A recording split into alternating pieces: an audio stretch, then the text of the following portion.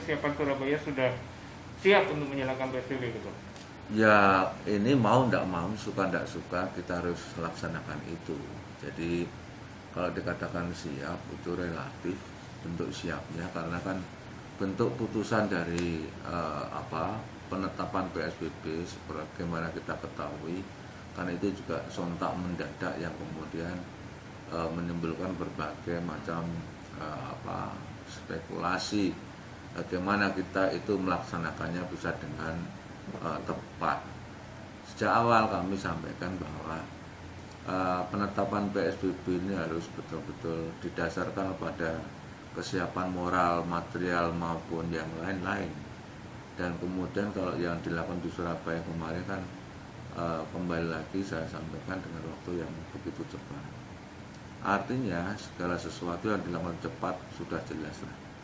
Artinya memberikan kegagapan pada semua pihak. Sosialisasi pun juga dilakukan dengan tanpa persiapan yang matang. Akhirnya ketika itu dilakukan dalam tanda kutip tidak berorientasi pada sebuah pemahaman, tetapi lebih kepada membatalkan kewajiban saja. Nah, sehingga ini kan jadi tidak kena. Padahal urusan COVID ini kan urusan bagaimana bisa diatasi, bukan sekedar dilaksanakan tahapan-tahapannya. Nah, kemudian provinsi dalam hal ini kami sebagai lembaga dewan mohon dengan amat sangat agar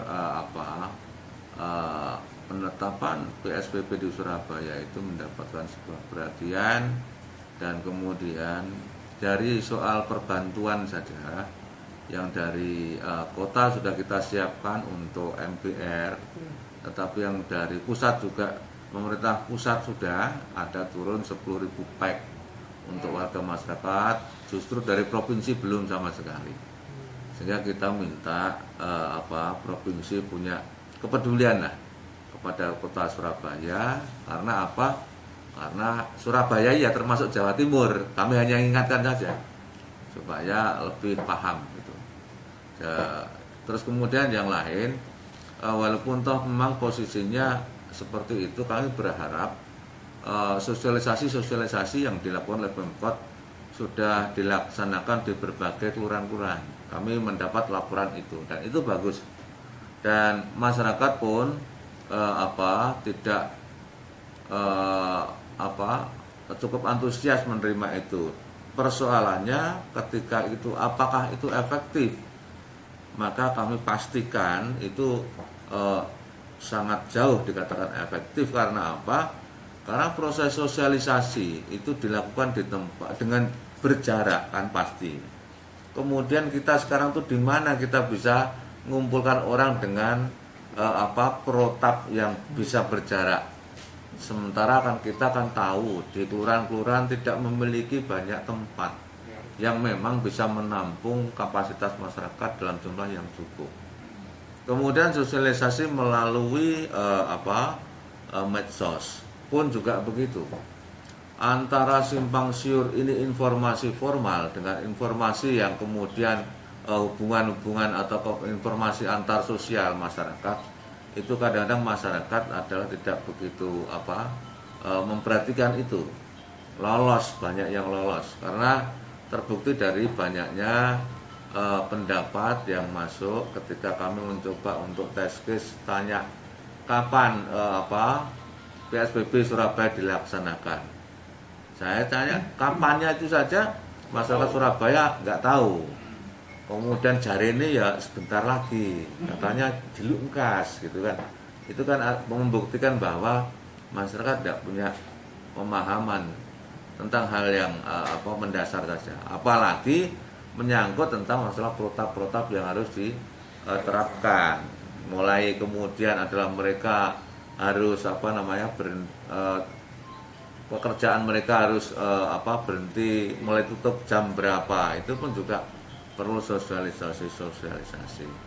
Kemudian yang ada satu hal yang kami menangkap ada satu kerawanan di masyarakat adalah bahwa bebantuan dari pemerintah pusat, provinsi dan kota ini adalah masih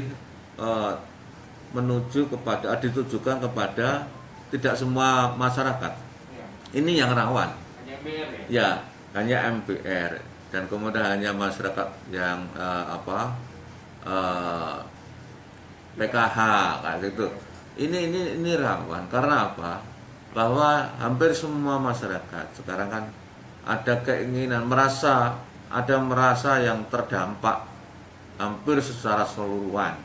Sementara yang mendapatkan adalah hanya mereka yang MPR atau yang PKH.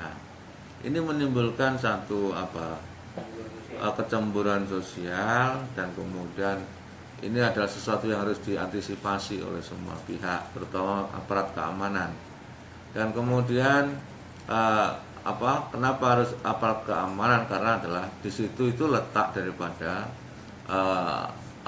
konflik antar warga, antar masyarakat sangat memungkinkan untuk terjadi.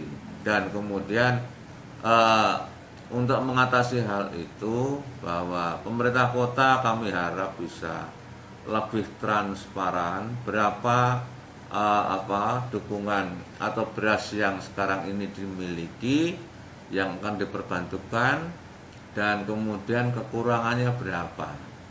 Jadi supaya tidak ada satu sangka buruk bahwa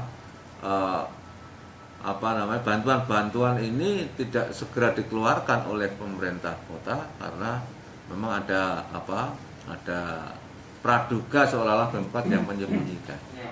Nah, di sini nih tadi kami ketemu sama Bu Wali, kemudian dijelaskan bahwa dana yang dialokasikan oleh pemerintah kota itu hanya PKH dan kemudian sementara ada warga terdampak, ada warga luar kota yang kemudian tidak bisa pulang, ada mahasiswa, dan kemudian ini menjadi cover daripada pemerintah provinsi dan pusat. Nah, karena ada jumlah migran di Surabaya dan termasuk yang mereka tidak masuk pada MBR cukup besar, harapan kami provinsi dan pusat segera menurunkan anggaran untuk perbantuan kota Surabaya supaya nanti pelaksanaannya bisa dilaksanakan secara bersamaan, sehingga nanti kalau hanya Surabaya saja nanti yang lain kok belum, ini ada potensi keributan. Nah, untuk itu kita minta provinsi untuk segera melakukan aksi di Surabaya. Harapan Dewan ke provinsi untuk masalah PSBB ini? Ya, untuk provinsi harapan kami karena kan satu, Surabaya itu kan sudah jelas sebagai masyarakat yang jumlahnya terbanyak. Yang kedua, di provinsi ini ada rumah sakit yang ada di Karangmenjangan, ada di Surabaya, Dr. Stomo itu, dan menjadi rujukan dari rumah sakit darah yang lain, sehingga sementara mereka itu banyak yang mengeluh pada kita bahwa ada beberapa hal yang kurang seperti APD dan sebagainya. Nah, sehingga harapan kami adalah provinsi bisa segera ikut